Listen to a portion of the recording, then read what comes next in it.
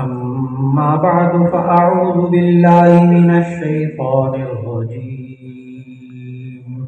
बिस्मिल्लाहिर्रहमानिर्रहीम। मा कान मुहम्मदुन अबा अहदिम मिन रिजालिकुम वलाकिन रसूलल्लाहि व खातमन नबिय्यीन व कान अल्लाहु बिकुल्लि शैइन अलीमा। बाबु क़ौलिल्लाहि व नज़उल मवाज़ीनल क़िस्त लियौमिल क़ियामह सदक़ल्लाहुल अज़ीम। अल्हम्दुलिल्लाह।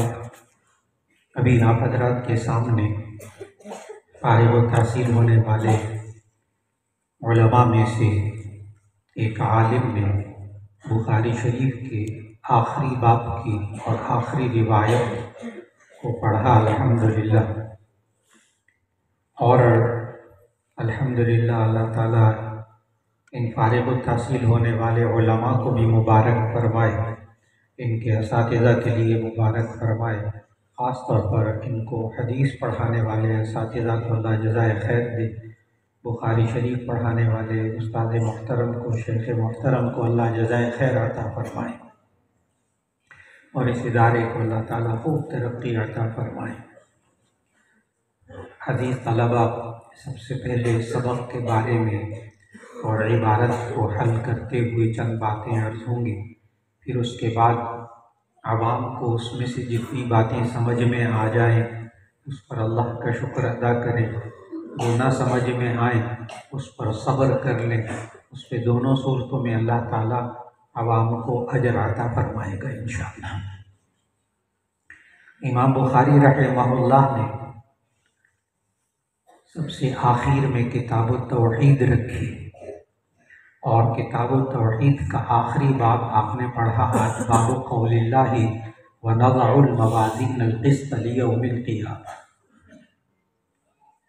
आपको याद होगा अज़ीज़ तलबा कि बुखारी शरीफ की जो पहली किताब थी वो थी किताबुल वही, और इमाम बुखारी रहमहुल्लाह ने जो पहला बाब कायम किया था वो था बाबुन कैफ़ कान बदउल वही इला रसूलिल्लाहि सल्लल्लाहु अलैहि वसल्लम, और उसमें पहली हदीस लाए थे इन्नमल अअमालु बिन्नियात। किताबुल वही लेकर आए और वही की आपने दो किस्में भी पढ़ी, एक वही मतलूब और एक वही गैर मतलूब। वही मतलूब कुरान मजीद और वही गैर मतलूब हदीस। इससे एक बात तय हो गई, आवाम भी इन बातों को तो कम अज़ कम समझ लें कि कुरान भी वही इलाही और हदीस भी वही इलाही। इस पर इजमाए उम्मत है। कुरान भी वही इलाही और हदीस भी वही इलाही। और आज लोगों का एक सवाल है, हर बाशऊर इंसान का। कई लोग तो मैंने ऐसे देखे जो बेचारे 5 वक्त नमाज भी नहीं पढ़ते, लेकिन जब औलाद की, अपनी औलाद की और अपने बच्चे और बच्चियों की बारी आई तो मुझे कहने लगे, मौलाना हम अपनी औलाद को गुमराही से कैसे बचाएं? नमाज नहीं पढ़ते हैं मुसलमान, आम तबका बस, यानी वो तक लोग फिक्रमंद हैं। जब अपनी औलाद की बारी आई ना तो कहने लगे हम गुमराही से अपने बच्चों को कैसे बचाएं। मैंने पहले भी अर्ज़ कर दिया, आप हज़रात को जो जो बात समझ में आ जाए उस पर शुक्र करें, ना समझ में आए उस पर सब्र कर लें। ये उलमा, ये तलबा तो फ़ौरन उलमा को पहले से मालूम है, तलबा को समझ में आ जाएगी इंशाअल्लाह। हकीकत ये है कि हम अपने बच्चों को, बच्चियों को, नई नस्ल को, खुद अपने आप को गुमराही से कैसे बचा सकते हैं? सिर्फ एक जवाब है, वही इलाही के ज़रिए। सिर्फ एक जवाब है बस, वही इलाही के ज़रिए, और कोई रास्ता नहीं है। वही कितनी चीज़ें आवाम को भी समझ में आ गया, साथ साथ वही 2 चीज़ें, कुरान भी वही इलाही, हदीस भी वही इलाही। हदीस उसी को आप सुन्नत भी कहते हैं। हदीस और सुन्नत दोनों की लुग़वी तारीफ़ में फ़र्क है, लेकिन इस्तिलाही तारीफ़ दोनों की एक है। आप हजरात ने इस बात को बड़े गौर से सुनना है कि आज अपने बच्चों और बच्चियों को और हम खुद अपने आप को अगर गुमराही से बचाना चाहते हैं तो सिर्फ एक रास्ता है, और वो है वही इलाही का रास्ता। ये जुमला क्यों अर्ज़ किया? इसलिए कि ये बात नबी सल्लल्लाहु अलैहि वसल्लम ने समझाई है।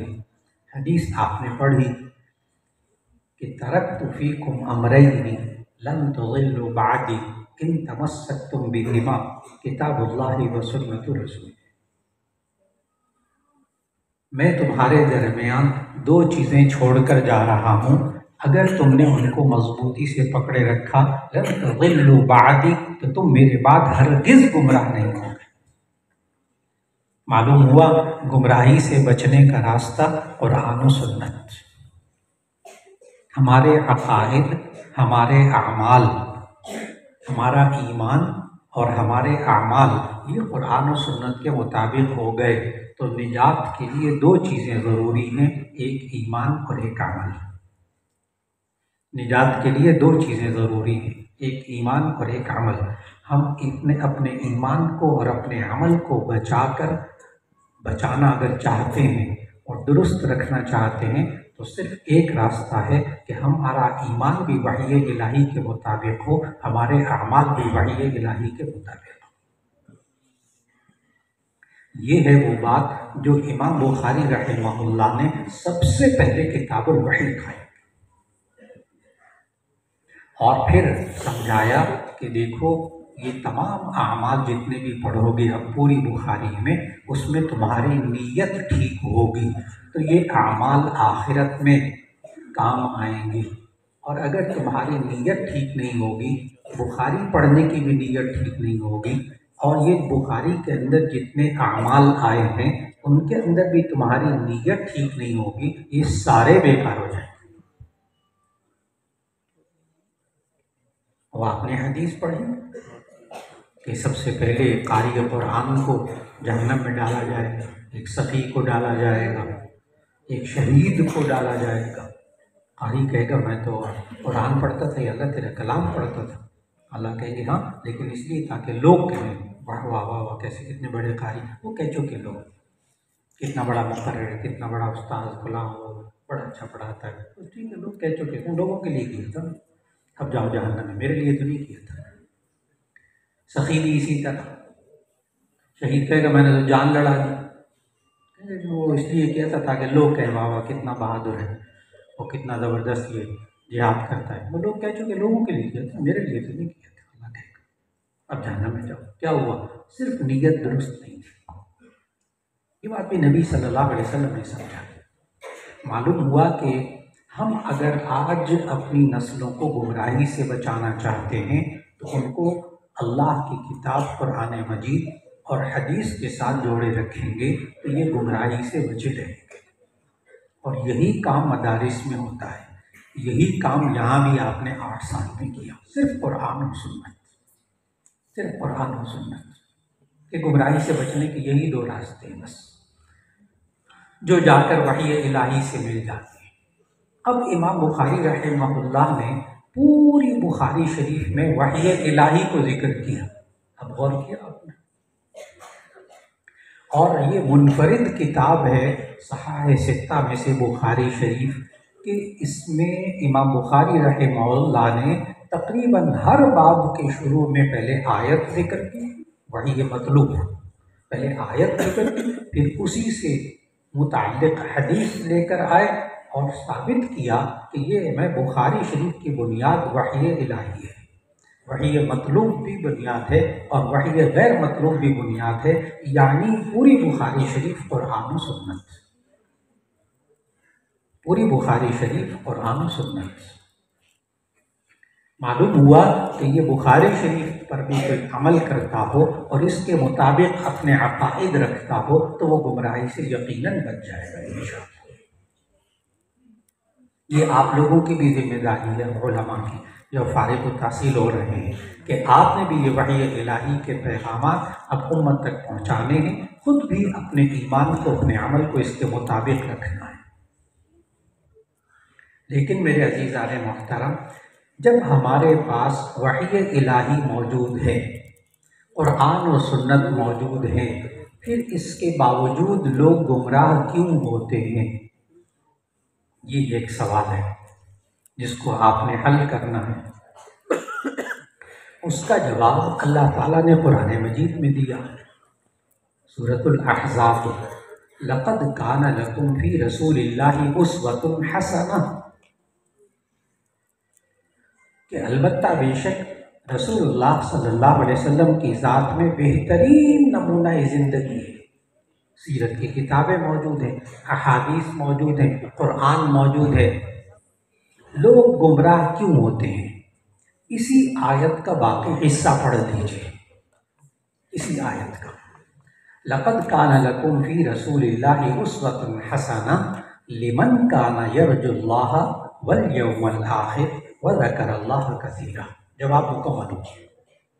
जब तक ये तीन बातें नहीं होंगी, उस वक्त तक आपको उसवे रसूल अकरम सल्लल्लाहु अलैहि वसल्लम पर लिखी हुई सारी किताबें आपके पास मौजूद होंगी, हिदायत आपके नसीब में नहीं होगी।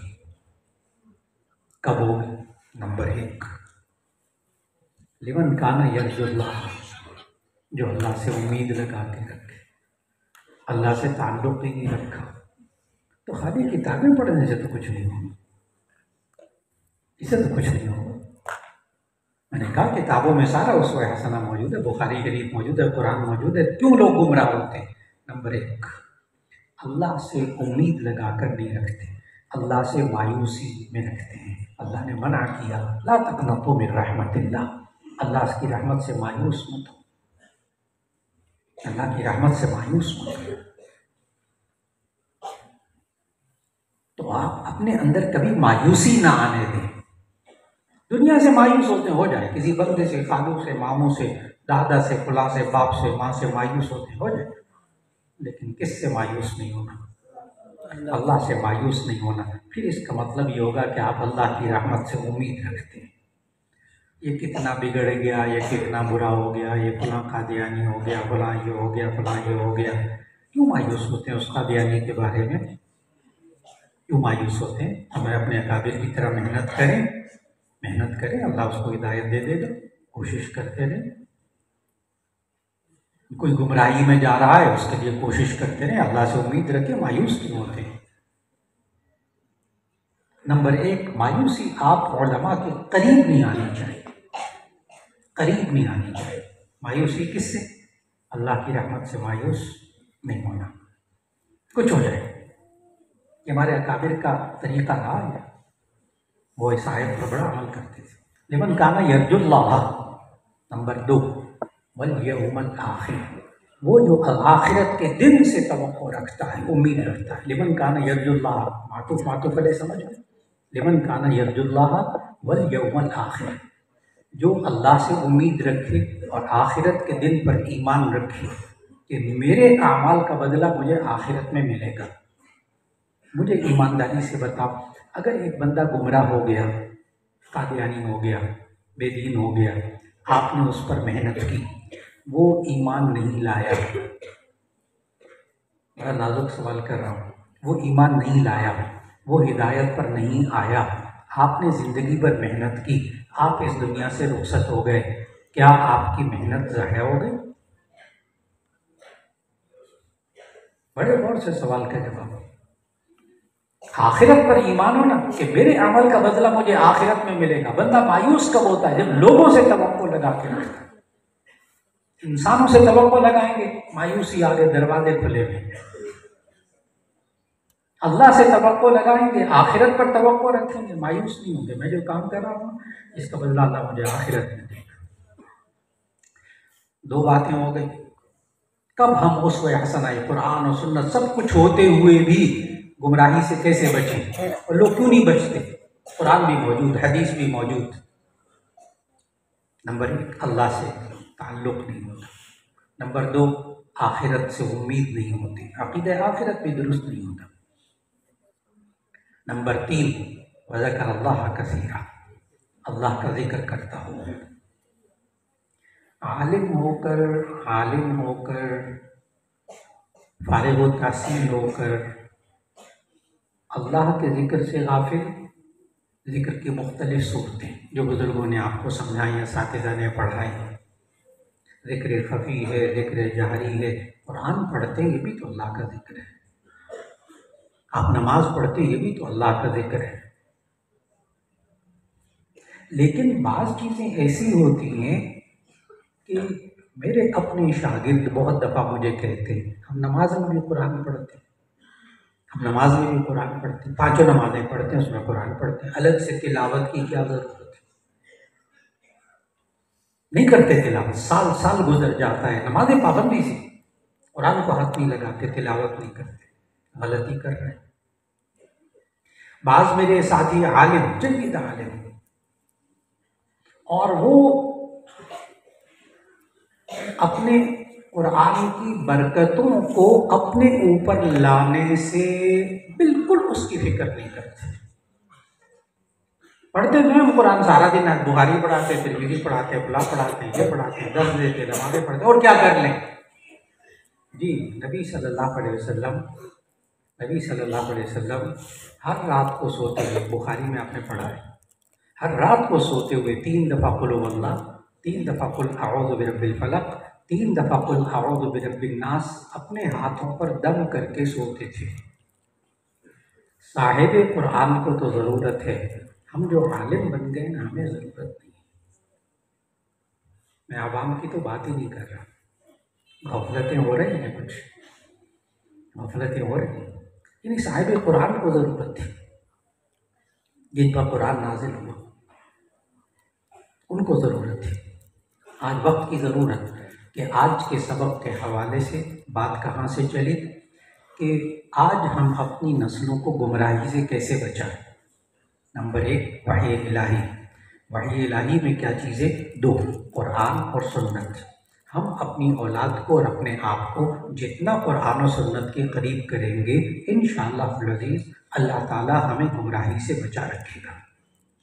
और दूसरा सवाल मैंने ये किया था कि ये कुरान, हदीस, सीरत, उसवा हसना किताबें सब मौजूद हैं, फिर क्यों इंसान गुमराह हो रहा है? उसका जवाब क्या हुआ? क्योंकि सब कुछ मौजूद है, लेकिन क्या करना होगा? अल्लाह ने खुद कहा, लक़द काना लकुम फ़ी रसूलिल्लाहि उस्वतुन हसना लिमन काना यर्जू। लिमन, अल्लाह के रसूल सल्लल्लाहु अलैहि वसल्लम की ज़ात अक़दस में तुम्हारे लिए बेहतरीन नमूना ज़िंदगी है, लेकिन किसके लिए? लिमन काना यर्जुल्लाह। इसके अंदर 3 शर्तें होंगी, और उसके लिए बुजुर्गों से ताल्लुक़, असातिज़ा से ताल्लुक़, मशाइख़ से ताल्लुक़।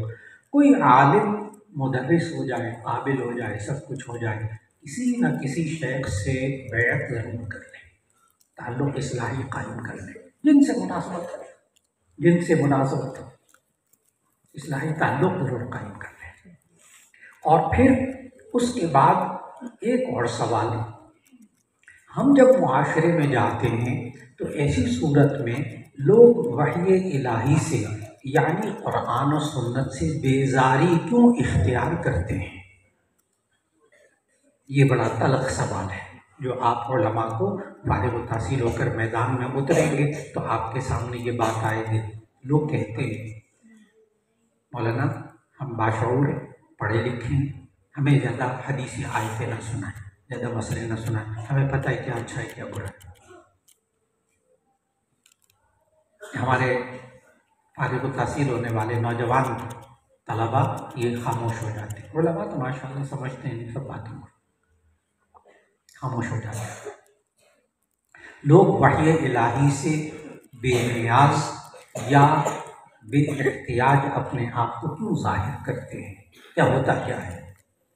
असल में आज बुखारी शरीफ के सबक तक मैंने पहुंचनी है, बात को पहुंचाना है, इसलिए आपने बड़ी तवज्जो से बात को सुननी है। असल में अल्लाह ताला ने इंसान को अपना खैर और अपना शर चाहने की, मालूम करने की 5 ताकतें दी हैं, जिनको आप हवासे खमसा कहते हैं। 5 हवास, इनके ज़रिए इंसान अपना अच्छा और बुरा मालूम करता है। ये मैं अब बताने लगा हूँ कि कुरान और हदीस की ज़रूरत क्या है, वही इलाही की ज़रूरत क्या है, लोग जो ज़रूरत महसूस नहीं कर रहे उसकी वजह क्या है। पूरी बात को अच्छी तरह समझना है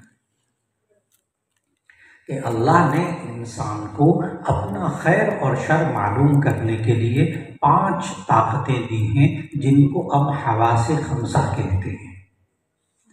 तरतीब भी याद रख लीजिएगा पाँचों की, 1 2 3 4 5, तरतीब रखेंगे फिर भूलेंगे नहीं।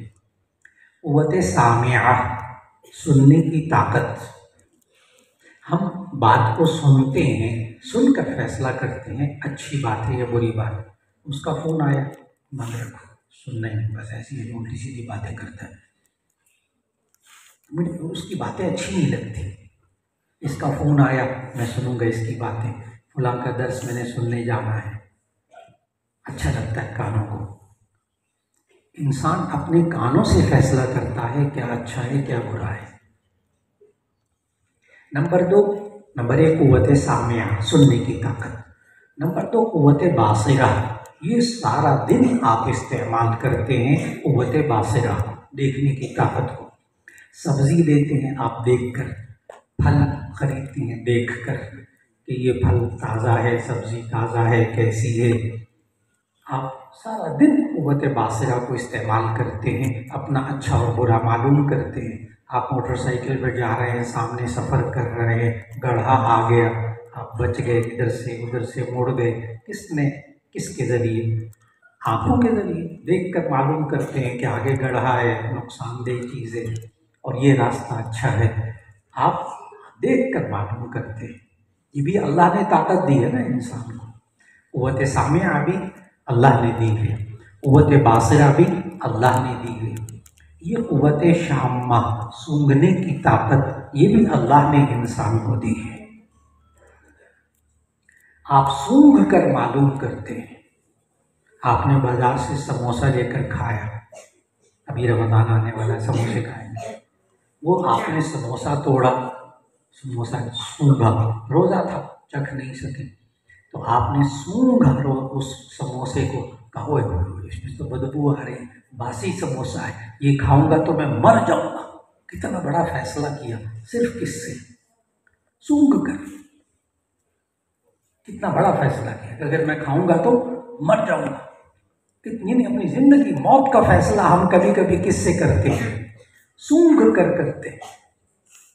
और ये भी ताकत किसने दी है? अल्लाह ने दी है।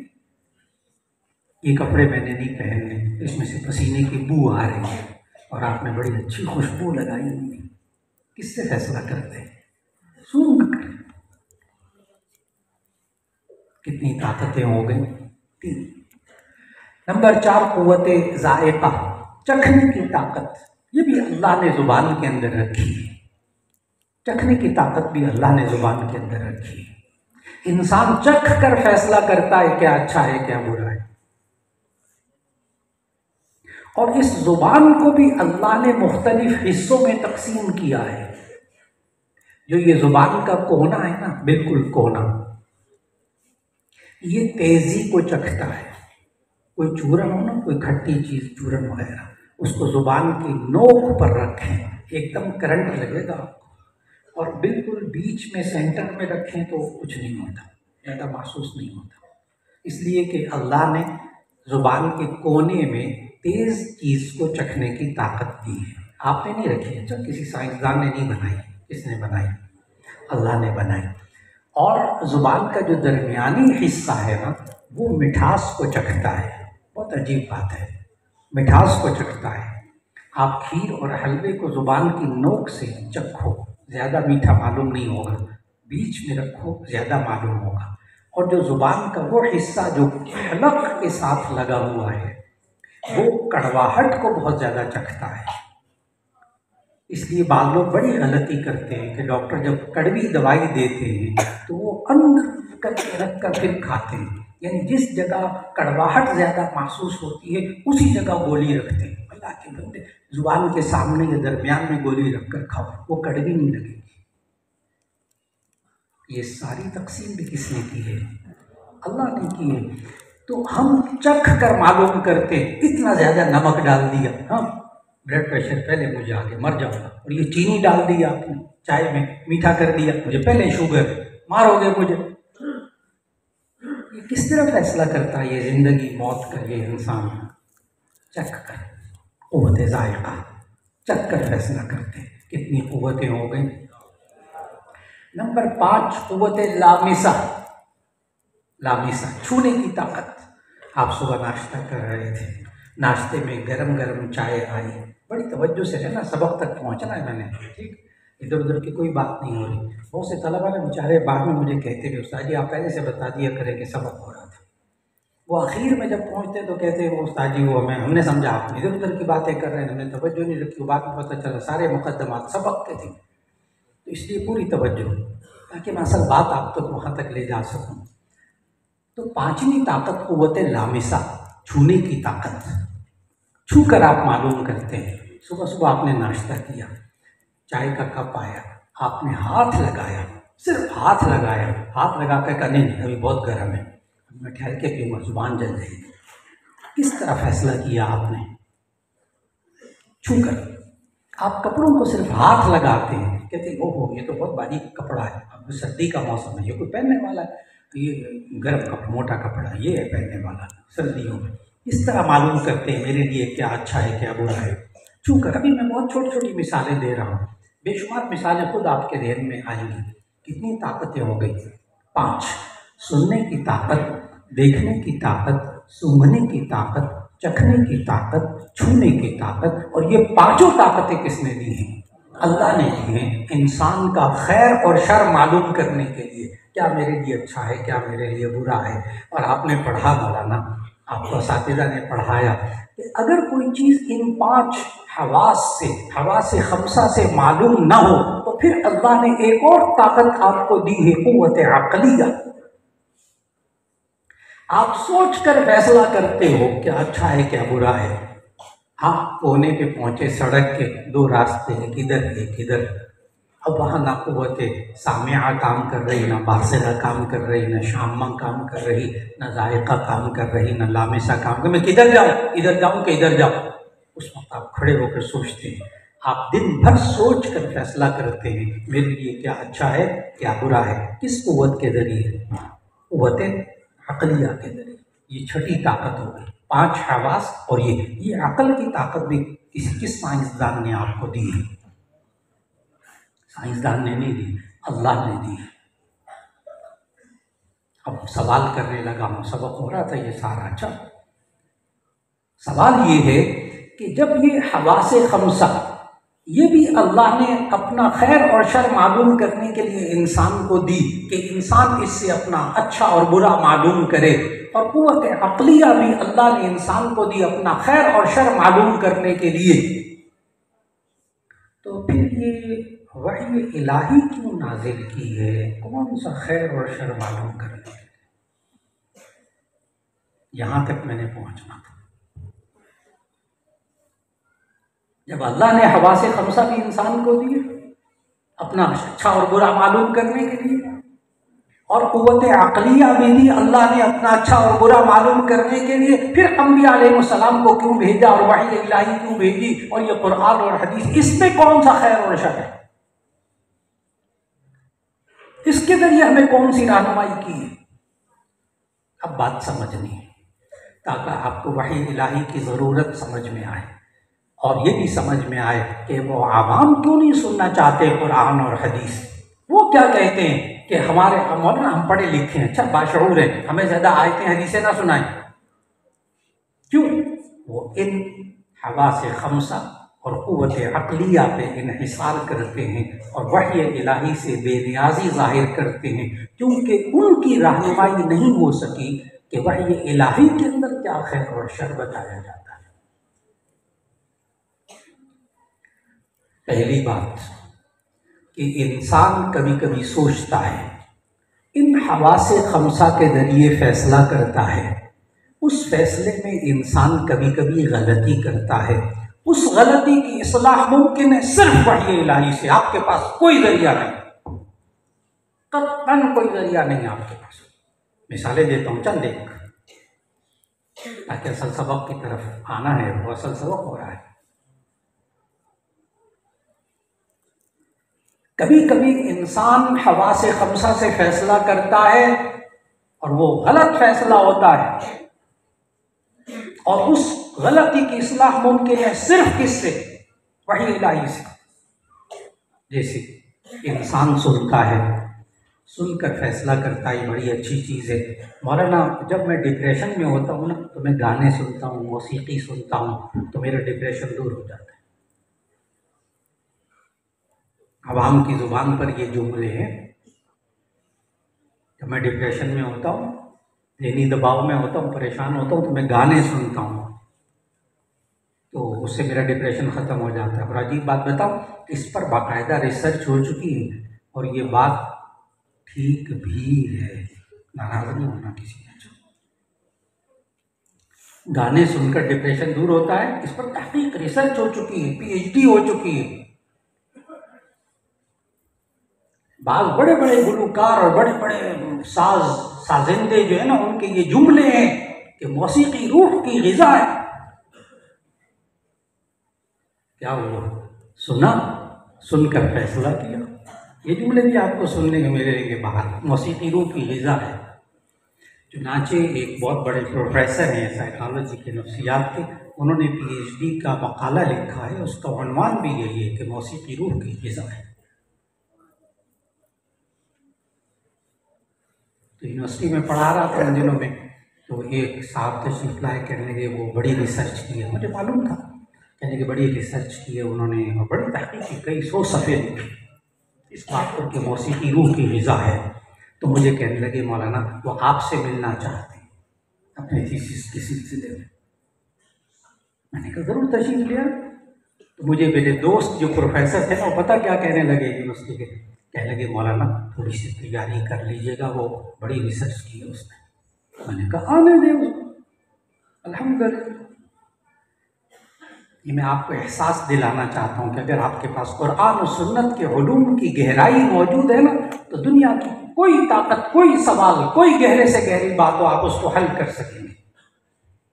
मत परेशान हो, चलो ईसाई फाई से मरऊब ना। मेरे एक दोस्त अभी हाल ही में बड़े अच्छे उस्ताद हैं, मुदर्रिस हैं, काबिल मुदर्रिस, उन्होंने हज़रत मौलाना मुफ्ती तकी उस्मानी साहब दामत बरकातुहू, अल्लाह उनके साहिब को हमारे सर पर सलामत रखे, उनको ख़त लिखा कि हज़रत जिस तरह आप जदीद मसाइल पर बात कर सकते हैं और जवाब दे देते हैं, हम किन किताबों का मुताला करें कि हम भी आपकी तरह जवाब दे सकें। समझ गए सवाल? तो मैंने उन मुदर्रिस से पता क्या कहा था, मैंने कहा जवाब आए तो मुझे भी पढ़वा दें, अरे मैं भी मुस्तहिक़ को मोहताज हूँ इस चीज़ का। जवाब क्या आया, वालेकुमुस्सलाम व रहमतुल्लाह। आप तारुफ हज़रत का था उस मुदर्रिस से, यहाँ पढ़ाता है, काबिल मुदर्रिस, कई किताबों का मुसन्निफ़ भी है। तो हज़रत ने जवाब में लिखा, कुरान और सुन्नत में तअम्मुक़ पैदा करें, हर सवाल का जवाब आप दे सकेंगे। वस्सलाम। एक किताब का नाम हज़रत ने भी लिखा, और हकीकत भी है, आप कुरान और हदीस में तअम्मुक़ पैदा, गहराई पैदा करें, आप हर आने वाले सवाल का, क़यामत तक आने वाले सवालों का जवाब दे सकें। इतना उलूम आपको, इतने उलूम आपको अता की हैं इस मदरसे की, इस जमिया ने। आप खाली हाथ यहाँ से नहीं जा रहे हैं। अच्छा, आप दुनिया के हर सवाल का जवाब दे सकेंगे, नहीं दे सकेंगे तो हमारे तअम्मुक़ की कमी होगी, वरना जवाब मौजूद। तो वो साहब जो थे जिन्होंने लिखा कि मौसीकी रूह की ग़िज़ा है, सुना, कान से सुना, सुनकर फैसला किया कि मौसीकी रूह की ग़िज़ा है, और इतना आगे बढ़ गए अल्लाह के बंदे, इम्कान कुव्वत सामिया का फैसला करके वो इतने आगे बढ़ गए कि पीएचडी का मकाला लिखा, बड़ा मोटा सारा, और अब मुझसे बात करने के लिए। मैंने कहा आया, जब वो आ गए, अब अजीज़ तलबा आपने गौर से बातों को सुनना है। एक दिन तशरीफ़ ले आए, तो चाय वाय पी, मैंने उनके मकाले की बड़ी तारीफ़ की। मैंने कहा बड़ी आपने रिसर्च की है कि मौसीकी रूह की ग़िज़ा है। वो समझे कि आते साथ ही फतवा लगा देगा कोई कुफ्र और शिर्क का, जहन्नमी होने का। उसको तवक्को नहीं थी कि मैं उसकी रिसर्च की तारीफ़ करूँगा। मैंने उसकी रिसर्च की तारीफ़ की ना, मैंने ये तो नहीं कहा कि आपने हक़ कहा है, ये ध्यान में रखिए। अच्छा, आप बाद में कहें कि मौलाना ये मुदाहनत तो नहीं करनी चाहिए थी आपको। नहीं, मैंने क्या कहा, किसकी तारीफ़ की? रिसर्च की तारीफ़ की। आपने बड़ी रिसर्च की, कमाल कर दी। फिर उसके बाद ये हमारे अकाबिर का तरीक़ा है। फिर उसके बाद मैंने उनसे कहा कि आपका टाइटल क्या है, मौजू क्या था आपका बुनियादी? कहने यही था, मौसीकी रूह की ग़िज़ा है। मैंने कहा अच्छा, ये आपको लफ्ज़ रूह किसने बताया था? प्रोफेसर साहब से। मैंने कहा ये लफ्ज़ रूह आपको कहाँ से मालूम हुआ था? फिर मैं शुरू हो गया, अभी बहुत मुख्तसर कर रहा हूँ, शुरू हो गया। मैंने कहा फिज़िक्स, इल्म तबइयात की किसी किताब में लफ्ज़ रूह लिखा है? मैंने कहा नहीं। मैंने कहा फिर केमिस्ट्री में होगा, इल्म कीमिया की किताब। क्या नहीं, वहाँ भी रूह का लफ्ज़ नहीं है। मैंने कहा फिर ये साइकोलॉजी में होगा, नफ्सियात में। कहने का नहीं, वहाँ भी नहीं है। मैंने कहा फिर ये डॉक्टरों को जो पढ़ाते हैं ना, एनाटॉमी फिजियोलॉजी, अनाटॉमी में तशरीहुल आज़ा और फिजियोलॉजी में मनाफ़िउल आज़ा, उसमें होगा रूह का लफ्ज़। कहने का नहीं, उसमें भी नहीं है। थोड़ा सा ज़रा मैंने बहुत मुख्तसर किया। चलो मैंने लाइन लगा दी। मैंने कहा यहाँ से मालूम होगा, यहाँ से मालूम होगा। जब वो काफ़ी थक गया ना, वो नज़र बहुत बड़ा माशाअल्लाह, तो जब थक गया ना तो मैंने कहा मैं बताऊँ आपको, लफ्ज़ रूह वही इलाही से मालूम हुआ है। आपको रूह का लफ्ज़ कहाँ से मालूम हुआ है? वही इलाही से मालूम हुआ है। कोई और ज़रिया आप मुझे नहीं बता सकते कि रूह का आपको लफ्ज़ रूह कहाँ से पता चला। फिर आगे से मैंने पता क्या अर्ज़ किया उनसे? मैंने उनसे अर्ज़ किया कि जिस वही इलाही से, अब ज़रा जवाब और, जिस वही इलाही से आपको लफ्ज़ रूह का पता चला है ना, उसी वही इलाही से पूछ लें कि इस रूह की ग़िज़ा क्या है। जिस वही इलाही से आपको पता चला है लफ्ज़ रूह, उसी वही इलाही से पूछ लें कि रूह की ग़िज़ा क्या है। फिर मैंने आयत पढ़ दी, अला बिज़िक्रिल्लाहि तत्मइन्नुल क़ुलूब।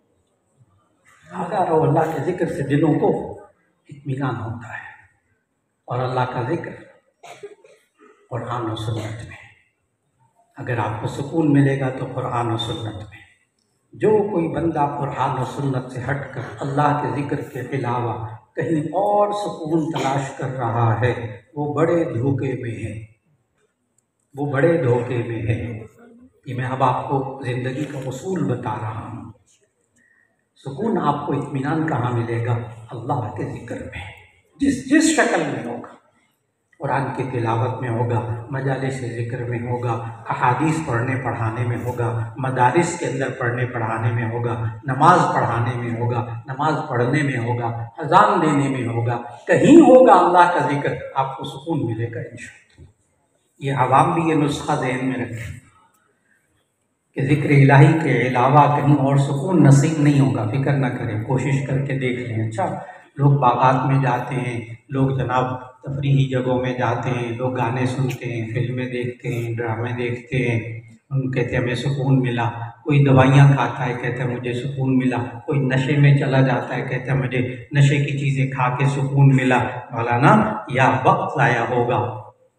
जो इंसान ने तरीक़े सोचे हैं ना सुकून हासिल करने के, या वक्त ज़ाया होगा, या पैसा ज़ाया होगा, या सेहत बर्बाद होगी, या ईमान बर्बाद होगा, या अखलाक बर्बाद होंगे। जितने भी ज़रिए सुकून हासिल करने के आज इंसान ने सोचे हैं, उनमें ये इंसान कोई ना कोई अपना नुकसान करता है। और ज़िक्र इलाही के ज़रिए कुरान और सुन्नत से ताल्लुक़ जोड़कर अगर आप ज़िंदगी गुजारेंगे तो आपको सुकून मिलेगा।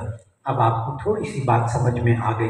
कभी कभी इंसान सुनता है और सुनकर फैसला करता है और गलत फैसला होता है, और उस गलती की इस्लाह सिर्फ किससे मुमकिन है? वही इलाही से। आपने पढ़ाई, हदीस पढ़ी आपने गानों के बारे में?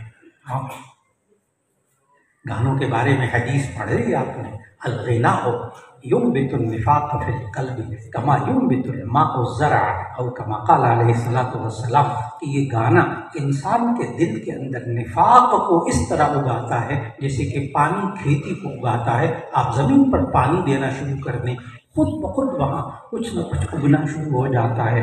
ये इंसान जब गाने सुनता है, इसलिए अपनी नस्लों को गुमराही से बचाना है ना, तो उनको दो चीज़ों पे पहरे लगा दो, दो चीज़ों पे पहरे लगा दो, एक इंसान के कान और एक इंसान की आँखें। एक इंसान के कान और एक इंसान की आँखें, इन दोनों पर पहरा लगा दिया तो ऐसी सूरत के अंदर, मैं आवाम को अगर समझा दूँ, आप तो उलमा हैं, बच्चे भी बातों को समझ जाएंगे भी। देखें, हम अल्लाह ने हमारे ये दो आँखें दी हैं, ये दो आँखें, ये दो कैमरे हैं, ये दो कैमरे हैं, इनके ज़रिए हम जो देखते हैं ना, अंदर दिमाग में वीडियो रिकॉर्डिंग होती है, वीडियो रिकॉर्डिंग। और ये दो अल्लाह ने जो तो कान दिए हैं, ये दो माइक हैं, इनके ज़रिए जो हम सुनते हैं वो दिमाग के अंदर रिकॉर्ड होता है। यहाँ से वीडियो रिकॉर्डिंग, यहाँ कानों से ऑडियो रिकॉर्डिंग। अब हर एक के पास मोबाइल है, अब आप बात को फ़ौरन समझेंगे। आप अपने मोबाइल के अंदर ऑडियो वीडियो रिकॉर्डिंग तो कुछ और करें, इधर उधर की बातें, ठीक, गंदी इधर उधर की बातें, और जब आप उसको रिप्ले करने लगे तो उसमें से मक्का मदीना नज़र आए और उसमें से कारी सुदेस की तिलावत नज़र आए। आपके मोबाइल में इसी तरह होता है ना। हाँ, ये तो बच्चे भी समझेंगे, बच्चे भी समझेंगे। हम जो मोबाइल के अंदर ऑडियो वीडियो रिकॉर्डिंग भरेंगे वही हम दोबारा सुन सकते हैं, वही देख सकते हैं। आज हम अपनी नई नस्लों के कानों में, उनकी आंखों में अगर गंद भरेंगे, उनके ख्यालात भी गंदे होंगे, उनके अमाल भी गंदे होंगे। ये है वो बात जो इमाम बुखारी रहमहुल्लाह ने कही, बाबु कौलिल्लाहि व नज़उल मवाज़ीनल क़िस्त लियौमिल क़ियामह व अन्न अअमाल बनी आदम व क़ौलहुम युज़न, कि क़यामत के दिन बनी आदम के अमाल को तोला जाएगा, उनके अक़वाल को तोला जाएगा, उन तराजुओं के ज़रिए जो अल्लाह ने क़यामत के दिन कायम किए हैं। ये इंसान के अमाल और अक़वाल कब पाकीज़ा होंगे? जब इंसान की ज़हनी सोच, इसकी नीयत पाकीज़ा होगी। अगर इसके दिमाग में गंद भरा होगा, इसके अक़वाल भी बुरे होंगे, इसके अमाल भी बुरे होंगे। अब आवाम को भी जितनी बात समझ में आ जाए गनीमत। अब किताब को ज़रा देखिएगा, यहाँ तर्जुमतुल बाब आपने समझा, बाबु कौलिल्लाहि व नज़उल मवाज़ीनल क़िस्त लियौमिल क़ियामह, कि अल्लाह ताला ने इरशाद फरमाया। ये इमाम बुखारी रहमहुल्लाह की आदत मुबारका कि हर बाब, तक़रीबन हर बाब के शुरू में वो आयत लेकर आते हैं, फिर उससे मुताल्लिक़ हदीस लेकर आते हैं। आयत पर तवज्जो दीजिएगा, व नज़उल मवाज़ीनल क़िस्त लियौमिल क़ियामह, ये सूरह अंबिया की आयत नंबर 47 है। सूरह अंबिया आयत नंबर 47। हम क़यामत के दिन इंसाफ वाले तराजू रखेंगे। क्या होगा उन तराजुओं में? व अन्न अअमाल बनी आदम व क़ौलहुम युज़न, बनी आदम के अमाल भी तोले जाएंगे, अक़वाल भी तोले जाएंगे। यहाँ अजीज़ तलबा आपने देखा, यूज़नु भी लिखा है, तूज़नु भी लिखा है। अगर ये नुस्खा है काबिसी का, उसमें क़ौलहुम के बजाय अक़वालहुम लिखा है। आपने देखा क़ौलहुम के ऊपर नून लिखा हुआ है। आपको उस्ताद साहब ने बताया कि ये नुस्खे का मुख़फ़्फ़फ़ है, यानी बुखारी के एक नुस्खे में क़ौलहुम है और बाद में हाशिए में आप देखते हैं अक़वालहुम। ये असल में वो काबिसी नुस्खा है। तो अगर ये अक़वालहुम हो तो तूज़नु मुअन्नस सीगा, और अगर क़ौलहुम हो तो यूज़नु। क़ौलहुम का तर्जुमा भी आप अक़वाल कर सकते हैं, इसलिए कि क़ौल मस्दर है और मस्दर का इतलाक़ क़लील पर भी होता है, कसीर पर भी होता है। तो इबारत हल हो गई अल्हम्दुलिल्लाह। व अन्न अअमाल बनी आदम व क़ौलहुम यूज़नु, बनी आदम के अमाल भी तोले जाएंगे, इसके अक़वाल भी तोले जाएंगे। वक़ाल मुजाहिद अल-क़िस्तासु अल-अदलु, हज़रत मुजाहिद रहमहुल्लाह ने फरमाया कि अल-क़िस्तासु अल-अदलु, कि क़िस्तास ये अदल को कहते हैं, इंसाफ को कहते हैं, बिरूमिया, रूमी ज़ुबान के अंदर। अज़ीज़ तलबा, ये लफ्ज़ क़िस्तास भी कुरान मजीद में आया, सूरतुल मुम्तहिना की आयत 128 में, वज़िनु बिल क़िस्तासिल मुस्तक़ीम, वज़ीनु बिल क़िस्तासिल मुस्तक़ीम। इन बातों को ज़रा अभी ज़हन में रखना, अच्छा, वरना इबारत हल नहीं होगी। सूरह अंबिया की आयत 47 में क्या आया? वनज़उल मवाज़ीनल क़िस्त लियौमिल क़ियामा। मेरे ज़हन के साथ साथ अपने ज़हन को चलाइएगा, ज़हन से बातें महव न होने पाएँ। तो सूरह अंबिया की आयत 47 में आया वनज़उल मवाज़ीनल क़िस्त लियौमिल क़ियामा। क़िस्त का माना इंसाफ, क़िस्तास का माना इंसाफ। बिर्रूमी, रूमी ज़ुबान में जब बिर्रूमियत का लफ्ज़ पढ़ते हैं ना, तो आपके ज़हन में सूरह यूसुफ की आयत नंबर 2 खटकेगी। सूरह यूसुफ की आयत नंबर 2, इन्ना अंज़लनाहु क़ुरआनन अरबिय्या, बेशक हमने कुरान को अरबी में नाजिल किया। यहाँ हज़रत मुजाहिद फरमाते हैं क़िस्तास ये रूमी ज़ुबान में इंसाफ को कहते हैं, और कुरान तो अरबी में नाजिल किया। क्या कुरान में रूमी ज़ुबान के अल्फाज भी? अगर रूमी ज़ुबान के अल्फाज भी हैं तो फिर कुरान अरबी में तो ना रहा। उसका जवाब अच्छी तरह याद रख लेना। बाज़ मुफस्सिरीन ने लिखा है कि तकरीबन 50 के करीब अल्फाज ऐसे हैं जो गैर अरबी से अरब कुरान में जिक्र हुए, अजमी अल्फाज हैं। बाज़ मुहद्दिसीन ने, मुफस्सिरीन ने 75 लिखे, बाद में 100 लिखे, और अल्लामा जलालुद्दीन सयूती रहमहुल्लाह ने अल-इत्क़ान फ़ी उलूमिल कुरान के अंदर 150 अल्फाज शुमार करके लिखे हैं, ये गैर अरबी के हैं जो कुरान में आए। उसमें यूसुफ भी है। यूसुफ इब्रानी ज़ुबान का लफ्ज़, अरबी का है ही नहीं, लुगत में ही। 150 अल्फाज कुरान हकीम में इस्तेमाल हुए हैं जो मुख्तलिफ और ज़ुबानों के अल्फाज हैं। फिर ये इन्ना अंज़लनाहु क़ुरआनन अरबिय्या, ये आपके ज़हन में इश्काल रहेगा। उसका जवाब अच्छी तरह याद रख लीजिएगा। मुहद्दिसीन ने, मुफस्सिरीन ने लिखा कि मनक़ूल उर्फ़ी, आप उसूल में, उसूल शाशी में भी, उसूल फ़िक़्ह में आप पढ़ चुके हैं। उसूल के अंदर एक मनक़ूल इस्तिलाही होता है, एक मनक़ूल उर्फ़ी होता है। एक बात मुंतकिल होकर बतौर इस्तिलाह, बतौर उर्फ़ के जब शामिल हो जाती है, उसका माना फिर उसी में शुमार हो जाता है। जब गैर अरबी अल्फाज अरबी में इस्तेमाल होने लगे, अब वो अरबी में शामिल हो गए, लिहाजा पूरा कुरान अरबी में। अगरचे बुनियादी तौर पर इस लफ्ज़ की जड़ आपको किसी रूमी ज़ुबान में मिल रही हो, इसकी मैं मिसाल दूँ, आवाम को भी समझ में आ जाए, बल्कि बच्चों को भी समझ में आ जाए। हमारा कौमी तराना, पाकिस्तान का कौमी तराना उर्दू में, हमारी ज़ुबान कौमी उर्दू, जिसमें अब बयान भी हो रहा है, सबक भी आप पढ़ते हैं, और हमारा कौमी तराना भी इसमें है, उर्दू ज़ुबान में। लेकिन आपको हैरत होगी कि हमारे पूरे कौमी तराने में सिर्फ एक लफ्ज़ उर्दू का है, बाकी या फ़ारसी के या अरबी के। बहुत हैरत की बात है, हमारे कौमी तराने में सिर्फ एक लफ्ज़ ऐसा है उर्दू का जो सिर्फ उर्दू में इस्तेमाल होता है, किसी और ज़ुबान में इस्तेमाल नहीं होता, और वो है लफ्ज़ का निज़ाम। ये लफ्ज़ का है, काफ अलिफ का, उसका नाम, उसकी किताब। तो ये का जो है ना, ये सिर्फ और सिर्फ उर्दू में इस्तेमाल होता है, बाकी किसी ज़ुबान में, ना हिंदी में, ना संस्कृत में, ना किसी में, ना किसी में। ये खालिसतन उर्दू ज़ुबान का लफ्ज़ है। तो पूरे कौमी तराने के अंदर एक उर्दू ज़ुबान का लफ्ज़ और बाकी सारे अरबी या फ़ारसी को, हम कहते हैं पूरा कौमी तराना किस में है? उर्दू। मेरा ख्याल बात अच्छी तरह समझ में आ गई। लिहाजा जब एक ज़ुबान के अल्फाज दूसरी ज़ुबान में मुंतकिल हो जाए तो उसी ज़ुबान में फिर शुमार होते हैं। लिहाजा इन्ना अंज़लनाहु क़ुरआनन अरबिय्या। बात तवज्जो सबक पे रखिएगा। यहाँ वक़ाल मुजाहिदुन अल-क़िस्तासु अल-अदलु बिर्रूमिय्या व युक़ालु अल-क़िस्तु मस्दरुल मुक़सित व हुवा अल-आदिलु। और ये भी कहा जाता है कि लफ्ज़ क़िस्त ये मुक़सित का मस्दर है, व हुवा अल-आदिलु, और मुक़सित का माना भी क्या होता है? आदिल, इंसाफ करने वाला। मुक़सित का माना इंसाफ करने वाला। ये भी कुरान मजीद में आया। सूरतुल मुम्तहिना की आयत 8 में, सूरतुल मुम्तहिना आयत नंबर 8, इन्नल्लाह युहिब्बुल मुक़सितीन, बेशक अल्लाह ताला इंसाफ करने वालों को पसंद करता है।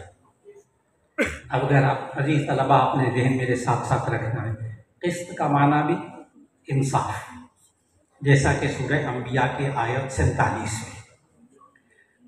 क़िस्तास का माना भी इंसाफ, जैसे कि सूरह मुमतहिना उसकी सूरत शुअरा की आयत 128 में, सूरत शुअरा। और क़िस्तास के साथ साथ लफ्ज़ मुक़सित सूरह मुमतहिना के अंदर ये भी क्या है, इंसाफ करने के माना में। ठीक, आप पूरी तवज्जो से सुनना।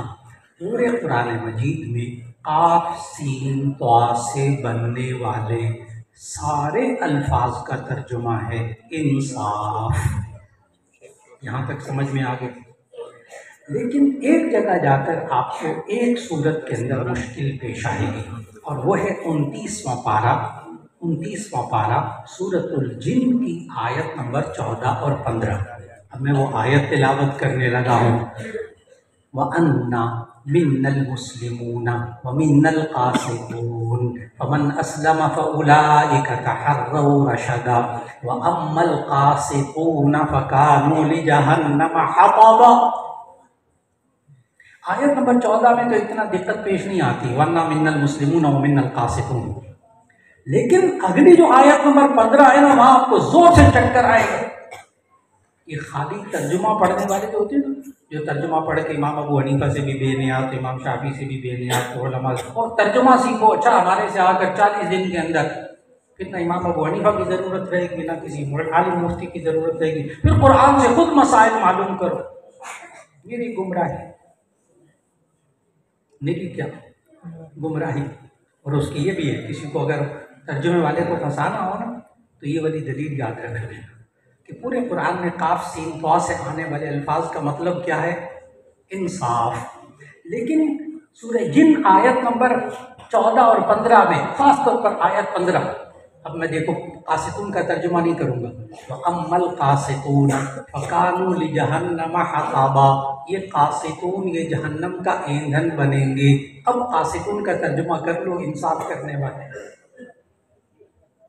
कुफरिया तर्जुमा है। वहाँ सारे मुफस्सिरीन ने, मुतर्जिमीन ने तर्जुमा किया है जुल्म करने वाले। वअम्मल कासितून फकानू लिजहन्नम हताबा, बाकी रे जालिम लोग ये जहन्नम का ईंधन बनेंगे। और आयत 14 में भी यही है, वअन्ना मिन्नल मुस्लिमून व मिन्नल कासितून, और हम में से बाज़ लोग मुसलमान हैं और बाज़ जालिम हैं। और जुल्म से मुराद शिर्क करने वाले, जुल्म से मुराद शिर्क करने, ईमान और मुशरिक।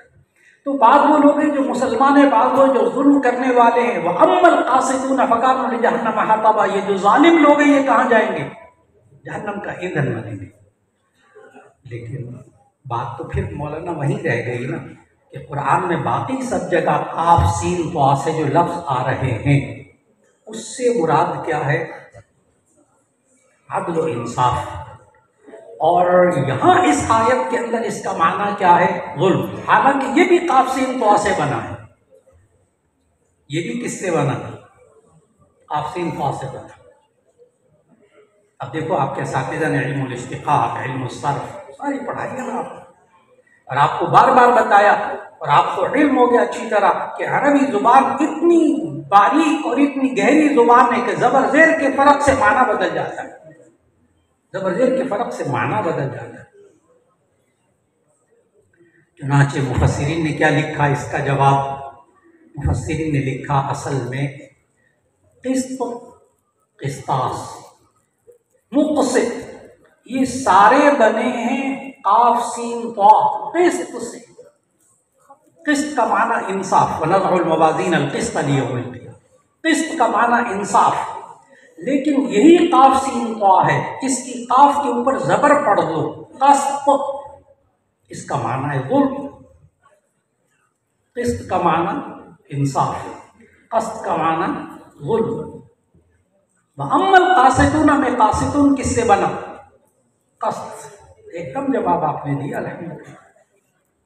और मुक़सित और क़िस्तास वो किससे, क़िस्त। मेरा ख्याल है समझ में आ गया। ये मैंने बाहर का कोई नुक्ता नहीं बताया, ये राज की बात है, बाहर का नुक्ता नहीं बताया। जरा किताब में गौर करो, इमाम बुखारी क्या कहने लगे, अम्मल कासिद फहुवल जाहिर। बाकी कासिद ये जालिम को कहते हैं। कहानी नहीं सुना रहा था। मैंने फिर कहा, मेरे बहुत सारे शागिर्द बेचारे ना बाद में बड़े रोते हैं, कहते हैं उस्ताद जी आप पहले क्यों नहीं बताते, मैं सबक पढ़ा रहा था। हम समझे कोई नुक्ता बाहर से आ रहा है, बाद में पता चलता है सबक पढ़ा रहे थे। इसी में आपको भी चौंका दिया पहले ही कि तवज्जो से रहना, बाहर की कोई बात नहीं होगी, यहाँ सबक होगा। तो वो जो सारी सूरत जिन की बात कर रहा था वो असल में बात क्या थी, ये अम्मल कासिद फहुवल जाहिर। कासिद जो है वो किसको कहते हैं, जालिम को कहते हैं। क्यों, वजह आपको मालूम, ये किससे बना, कस्द से बना। और जहाँ हम इंसाफ माना करते हैं कुरान मजीद में, वहाँ क्या है, वो किस्त से बना है। तो अब आपका दिल गवाही देगा कि वह अम्मल कासिद फहुवल जाहिर कहकर इमाम बुखारी ने कुरान में किस आयत की तरफ इशारा किया, सूरह जिन की आयत 14 और 15 की तरफ इशारा किया। इमाम बुखारी ने खामखा नहीं कहा, खामखा नहीं कहा, समझाया कि कुरान में जहाँ कासिद आया है वहाँ बमाने किसके है, जालिम के है। फिर आपने हदीस पढ़ी सनद के साथ, और सनद भी आपने बाकायदा अल्हम्दुलिल्लाह पढ़ी। आवाम को भी बताना चाहता हूँ, सनद कहते हैं सिलसिलतुल रुवात, रावियों का जो सिलसिला होता है उसको सनद कहते हैं। मैं जितने यहाँ सरपरस्त तशरीफ लाए हुए हैं उनको बताना चाहता हूँ, तलबा को मालूम, उलमा को मालूम कि हमारे मदारिस के अंदर हदीस पढ़ाने के लिए शर्त है, लाजिम है कि हदीस पढ़ाने के लिए उस उस्ताद को मुकर्रर करते हैं जिसकी सनद, यानी जिसको खुद अपने आप से लेकर खातमुन नबीयीन हज़रत मोहम्मद मुस्तफ़ा सल्लल्लाहु अलैहि वसल्लम तक एक एक रावी उसको मालूम हो कि ये हदीस मुझ तक कैसे पहुंची है, तब कहीं जाकर वो मसनद हदीस पर बैठ सकता है। उसके बगैर हदीस पढ़ाने नहीं देते। ऐसे ही नहीं हम किताब खोली और तर्जुमा पढ़ लिया और हदीस पढ़ाने लग गए। जब तक उस हदीस पढ़ाने वाले को ये ना पता हो कि मुझसे लेकर नबी सल्लल्लाहु अलैहि वसल्लम तक, यानी नबी सल्लल्लाहु अलैहि वसल्लम से हदीस चलते चलते किस किस रावी से नकल होकर मुझ तक पहुंची है, जब तक इस बात का एक एक बंदे को उसका पता ना हो, ऐसी सूरत में वो हदीस नहीं बयान कर सकते। ये सनद नहीं, सनद के बगैर कुछ नहीं। आप हजरात को सबको वो सनद मिल गई आपके उस्ताद से, अल्हम्दुलिल्लाह। और आज की नशिस्त के हवाले से आप अज़ीज़ तलबा, इस नाचीज़ के पास सहाह सित्ता और बाकी हदीस की 10 सनदें हैं अल्हम्दुलिल्लाह। वो 10 की आप हजरात को इजाज़त दे रहा हूँ, ये अमानत है, आप आगे नस्लों में मुंतकिल करेंगे इंशाअल्लाह। मैं मुख्तसर उसको बता दूँ, मुख्तसर 10 सनदें, और ये इन 10 सनदों की कदर करना इसलिए कि हमारे बर्रे सगीर के तमाम मुहद्दिसीन जितने हैं सब के आप शागिर्द बन जाएंगे इन 10 सनदों के ज़रिए। अल्हम्दुलिल्लाह, अल्लाह ने मुझे बुखारी शरीफ पढ़ने की तौफीक अता फरमाई हज़रत मौलाना मोहम्मद मालिक कांदलवी रहमहुल्लाह से। उन्होंने एक दफ़ा बुखारी शरीफ पढ़ी हज़रत मौलाना शबीर अहमद उस्मानी रहमतुल्लाह अलैह से, लिहाजा तफसीर उस्मानी वाले, लिहाजा आप अल्लामा शबीर अहमद उस्मानी रहमतुल्लाह अलैह के शागिर्द बन गए 2 वास्तों से। फिर मौलाना मोहम्मद मालिक कांदलवी रहमहुल्लाह ने बुखारी शरीफ पढ़ी थी हज़रत मौलाना सैयद हुसैन अहमद मदनी रहमतुल्लाह अलैह से। इस तरह आप आज हज़रत मदनी के 2 वास्तों से शागिर्द बन गए हदीस में अल्हम्दुलिल्लाह। फिर मैंने सही मुस्लिम अल्लाह ने पढ़ने की तौफीक दी हज़रत मौलाना अब्दुर्रहमान अशरफी साहब रहमतुल्लाह अलैह से, जामे शफ़ी के शेखुल हदीस और तफसीर, उनके आप शागिर्द बन गए एक वास्ते से। और मौलाना अब्दुर्रहमान अशरफी साहब रहमतुल्लाह अलैह ने मुस्लिम पढ़ी थी हज़रत मदनी रहमतुल्लाह अलैह से, लिहाजा फिर आप शागिर्द बन गए हज़रत मदनी के 2 वास्तों से। और मैंने ये मुस्लिम शरीफ जिल्द सानी पढ़ी थी हज़रत मौलाना मुफ्ती जमील अहमद थानवी रहमतुल्लाह अलैह से। ज़रा गौर करना, मौलाना मुफ्ती जमील अहमद साहब थानवी रहमतुल्लाह अलैह बराह रास्त शागिर्द थे हदीस में हज़रत मौलाना खलील अहमद सहारनपुरी रहमतुल्लाह अलैह। तो आप हज़रत सहारनपुरी के शागिर्द बन गए। ये मेरी आली सनद में से एक सनद ये भी है। तो ये आप शागिर्द बन गए हज़रत मौलाना खलील अहमद सहारनपुरी रहमहुल्लाह के कितने वास्तों से? 2 वास्तों से। मैंने तिर्मिज़ी पढ़ी हज़रत मौलाना मूसा रूहानी बादी रहमतुल्लाह अलैह से। तो आप हज़रत मौलाना मूसा खान रहमतुल्लाह अलैह जिनको लोग कहते हैं, उनके आप शागिर्द बन गए एक वास्ते से। उन्होंने मौलाना अब्दुल खालिक साहब से पढ़ी, उन्होंने मौलाना हुसैन मदनी रहमतुल्लाह अलैह से पढ़ी। फिर इस तिर्मिज़ी में भी आप शागिर्द बन जाएंगे हज़रत मदनी के इंशाअल्लाह। फिर उसके बाद अल्लाह ने मुझे सुनन अबी दाऊद पढ़ने की तौफीक अता फरमाई। हज़रत मौलाना सूफी मोहम्मद सरवर साहब शेखुल हदीस जामे शफिया, और उन्होंने अबू दाऊद पढ़ी हज़रत मुफ्ती हसन साहब नवर अल्लाह मरकदहू से। तो आप मुफ्ती हसन साहब के भी शागिर्द बन गए, जामे शफिया के बानी। फिर उस मौला फजल रहीम साहब के भी वालिद मोहतरम, उनके शागिर्द बन गए एक वास्ते से, 2 वास्तों से। और फिर उसके बाद अल्लाह ने तौफीक अता फरमाई तहावी शरीफ पढ़ने की हज़रत मौलाना उबैदुल्लाह साहब रहमतुल्लाह अलैह से जामे शफिया के मोहतमिम। और दुनिया के अंदर ये वाहिद शख्स थे मौलाना मोहम्मद उबैदुल्लाह साहब रहमतुल्लाह अलैह, जिन्होंने मुझे खुद बताया कि उनकी हर किताब दर्जा उला से लेकर दौर हदीस तक की हर किताब का आगाज़ करवाया हज़रत मौलाना शफरी साहब थानवी रहमतुल्लाह अलैह। इस तरह आप तहावी शरीफ के हवाले से आप हज़रत थानवी के भी शागिर्द बन गए कितने वास्तों से?